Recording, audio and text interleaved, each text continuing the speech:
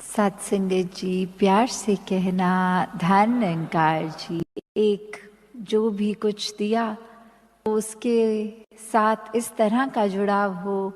कि वो सब चीज़ें एक वरदायिनी बन जाएं, एक सदुपयोगी बन जाएं,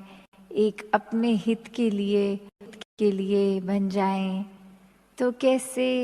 ये भाव संतों के जो हमेशा से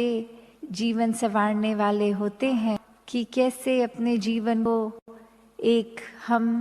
आध्यात्मिकता के साथ जब जोड़ लेते हैं, इस परमपिता परमात्मा के साथ जोड़ लेते हैं, तो ये जीवन वाकई ही एक वरदायिनी जीवन बन जाता है। इस जीवन को फिर एक सिर्फ अपने लिए, अपनी सेल्फिश नीड्स के लिए नहीं जिया जाता, ये फिर परोपकारी जीवन बन जाता है जो हर एक के लिए है। ये मन से हर समय यही कोशिश रहती है कि चाहे कोई घर, समाज, परिवार जिनको जानते हैं, सिर्फ उन तक नहीं, ये पूरे विश्व तक ये प्यार पहुंच सके। ये हर एक के लिए मानवता ही अंदर में और हर एक का प्यार, सत्कार और सेवा की जा सके। तो कैसे ये मन को अगर हम वाकई ही इस परमात्मा से जोड़ते हैं तो ही ये अहंकार हमसे दूर रह सकता है। वरना तो कोई भी कारण इंसान बना लेता है जहाँ एक खुद को ही इतनी शाबाशी, खुद को ही ऐसा मान लेते हैं कि अगर हम ये कार्य ना करते तो ये कार्य होना संभव ही नहीं है। पर साथ ही ये भूल जाते हैं कि हमको भी अगर कोई कार्य करने की क्षमता बख्शी है तो इस परमात्मा ने ही, इस निराकार ने ही बख्शी है। तो फिर ये तन भी इसी का है, ये हमारे अंदर जो सोच चलती है वो भी इस निराकार की ही दी गई। और कुछ भी अगर एक क्षमता है, बल है कार्य करने का, तो भी, और वो कार्य करने की सोच भी इसी की, तो हर कुछ जब इसी का है, यही करने वाला, तो हम खुद को जब कर्ता मान लेते हैं, वहीं से हमारा नुकसान होना शुरू हो जाता है। क्योंकि जितना हम स्वयं को श्रेष्ठ बना लेते हैं अपनी ही नज़र में, उतना ही फिर एक मन ही हावी होने लगता है। एक ऐसी सिर्फ बोलचाल में भी नहीं, एक चलने फिरने में भी, वो एक बॉडी लैंग्वेज से ही ऐसा एक अपनी आप को सबसे ज़्यादा ऊपर रखने वाला एक वो वाइब पता लग जाती है अगर और कोई भी मिलता है। और फिर जो सबसे बड़ी चीज़ होती है कि दूसरों को नीचे देखना शुरू कर देते हैं। एक जीवन से शिक्षाएं लेनी वहाँ पे ही समाप्त हो जाती हैं, क्योंकि जब ये परमात्मा कण कण में है तो कण कण में शिक्षा है। और हमारा दिमाग अगर हमारे मन पे हावी है तो हम अपने आप को ही इतने सूझबूझ वाले, इतने बुद्धिमान, इतने एक ऊंचे मान लेते हैं, इतने ग्रेट मान लेते हैं कि फिर एक दूसरों से तो शिक्षा कहाँ ही ले पाएंगे। फिर ऐसा लगता है कि हमसे बेहतर तो कोई नहीं है। तो बात ही कि जब तक हम हर एक से एक उस रूप में शिक्षा लें, ये संतों का संग होता है तभी ये सब भी है। क्योंकि हर कोई अपने जीवन में इस निराकार को इतना करीब कर चुके हैं कि अपने भावों को युक्त करते हैं, बताते हैं एक बात कि ये इस तरह से हम और परमात्मा के करीब हुए। तो जब ऐसे ही सोच वाले हर समय जिनका संग करने का मिलेगा, ये संतमति पे चलने वाले, तो ऐसी सोच के साथ रहेंगे तो हमारी भी सोच ठीक डायरेक्शन में रहेगी। फिर अगर कुछ टेम्पररी कोई कमी आ भी गई तो वो उसी समय ये दातार के प्रेमियों के साथ रहकर वो कमी भी दूर हो जाती है। और कैसे मन भी हर समय इस सुमिरन में लग के इस निराकार के साथ हर समय का नाता जोड़ लेता है और सभी में इस परमात्मा को देखकर, परमात्मा का रूप देखकर फिर वो सेवा भाव भी अंदर से ही आता है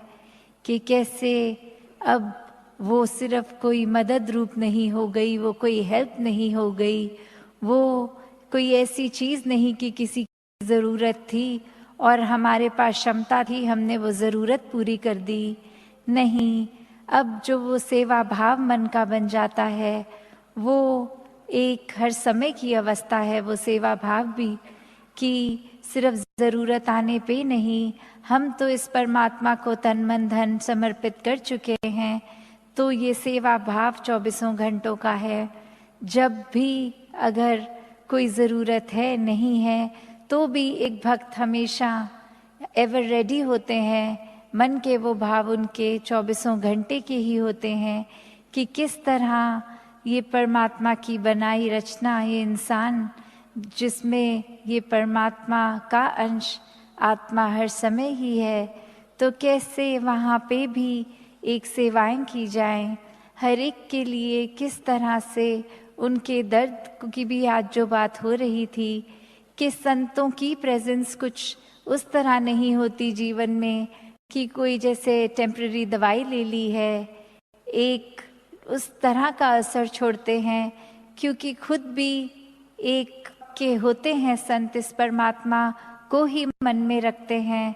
तो आगे जिससे भी बात करते हैं वो आगे उनका भी विश्वास और पक्का होता जाता है। उनकी प्रेजेंस से ही संतों की एक अंदर मन में वो जो कामनेस आ जाती है, एक परेशानी कुछ हो भी तो इस तरह एक साथ देते हैं संत कि वो दर्द सिर्फ वो एम्पैथी रूप का ही नहीं समझते, पर साथ ही एक परमात्मा से जोड़ के वो दर्द का हल भी हो जाता है। और अगर कोई हल नहीं भी है तो इस तरह सोच को ले जाते हैं कि अब अगर परमात्मा ने ये स्थिति दी ही है तो इसको बेस्ट यूज़ कैसे करना है, उसमें ध्यान लगाया जाए। एक अगर चीज़ का सल्यूशन नहीं है तो कैसे स्थिति ही उस समय की इतना कुछ सिखा देगी, उसमें से हर चीज़ कैसे गहराई तक जाकर एक सीख लेनी है। तो बात वही कि जब एक हम एग्जाम्पल भी सदगुरु बाबा हरदेव सिंह जी महाराज जो देते थे कि जैसे ऑरेंज को हिंदी में संतरे बोलते हैं, तो अगर कोई एक जैसे अक्सर हम देखते हैं कुछ कंट्रीज़ में वेजिटेबल्स एंड फ्रूट्स को कार्ट्स पे बेचते हुए वो उनके नाम भी लेते हैं, तो ऐसे ही एक व्यक्ति संतरे बेचते हुए जब कह रहा था अच्छे संतरे, तो वहीं वो शब्द सुन के एक ऐसे भाव मन के कि अच्छे संग तरे, कि कैसे जो पक्कों का संग होता है, जो अच्छों का संग होता है, उनके साथ अगर हम जुड़ जाते हैं तो उनके संग हम भी तैर जाते हैं, हम भी तर जाते हैं, ये भव सागर पार हो जाता है। तो कैसे जब भी एक सत्संग करने का मौका मिलता है उसको टेकन फॉर ग्रांटेड ना लिया जाए, क्योंकि ये भाव, ये परमात्मा का जुड़ाव, ये आसपास संतों का होना, उनकी चरण रज लेना, तो कैसे वो भाव सिर्फ एक उस तरह के नहीं कि अभी घर परिवार के कुछ उलझनों से बचने के लिए एक टेम्पररी रिलीफ चाहिए तो 2-3 घंटों के लिए संगत हो आए, मन में आराम मिलेगा। नहीं, ये टेम्पररी सोल्यूशन नहीं, इसको परमानेंट सोल्यूशन बना के रखना है। एक सत्संग का महत्व कभी जीवन में घटे ना, ये जो दर्जा है सत्संग का, तो हर एक को एक दूसरे में परमात्मा ही नजर आता है। और कैसे फिर एक ये एकत्व ही दिल पे हर समय का, और उससे फिर कोई किसी में फर्क नहीं दिखता, कोई ऊंच नीच जाति पाति प्रांति कुछ भी फर्क नहीं, सब अपने हैं, सब ही पूजनीय हैं। तो कैसे ये परमात्मा का वास तो पूरी सृष्टि के कण कण में है, और वहीं जो हर किसी में भी, और यही परमात्मा को देखना ब्रह्म ज्ञान है कि इस परमात्मा को जब हर समय के लिए ये दिखाई देगा कि हर जगह ही मौजूद है, तो फिर एक जहाँ अपनी भी चेतनता जाग उठेगी, एक जो सच्ची दात है, जो भक्तों ने युगों युगों से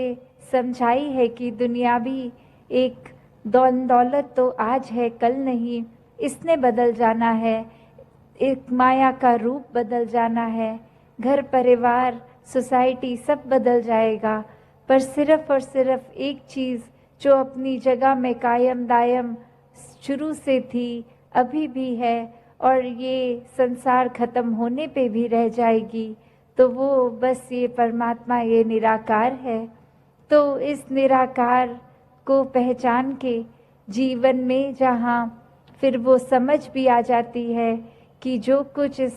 निराकार ने दिया है उसका सदुपयोग ही करना है, किसी के नुकसान का कारण अपने आप को या किसी वस्तु को नहीं बनाना, मन में भाव हर किसी के लिए एक शुद्ध विचार रखते हुए हर किसी के लिए फिर वो मन से एक दुआ अरदास कि ये जहाँ किसी के दिन घर में जीवन में एक स्वास्थ्य रूप किसी भी तरह का एक नुकसान हो रहा है, तो वो भी एक भक्तों का दिल तो इस तरह पिघलता है, किसी को देखकर ठीक नहीं है तो उनसे ज़्यादा उनका दर्द भक्त समझते हैं। तो कैसे ऐसे वाले जीवन को मुबारकबाद जीवन कहा जाता है। ये एक परोपकारी जीवन होता है, अपने लिए सेल्फ सेंटर्ड होके, सेल्फिश होके, ये अपने ऊपर केंद्रित नहीं, पूरे संसार की भलाई के लिए भक्त अपना जीवन लगा देते हैं, पूरी ह्यूमैनिटी, पूरी मानवता के लिए ये संसार में आकर। तो कैसे जहाँ एक मन में भी भाव होते हैं कि ये एक समान अगर नहीं भी कोई दिख रहा पर सब ही एक है,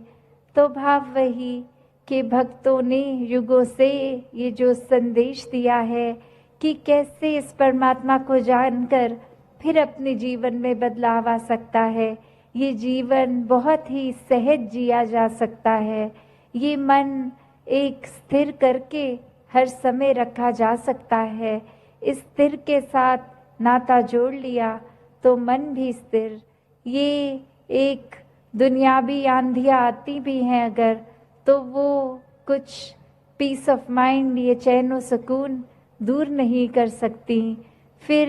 तो हर किसी एक अवस्था में ही लगता है कि ये बहुत ही अच्छा समय निकल रहा है, अगर कुछ है भी तो ये परमात्मा ने बहुत जल्दी काट देना है। तो कैसे एक जीवन में हर कोई इस रंग में ही रंगा रहे, तो हर किसी ने अपना जीवन एक सुखमय जीवन बनाना है, तो इस निराकार का ही सहारा लेना है। वो सहारा लेकर दुनियावी दुख होंगे भी तो भी जीवन बहुत ही सुखमय निकल जाएगा, आनंद में निकल जाएगा। सत्संगत जी, धन निरंकार जी।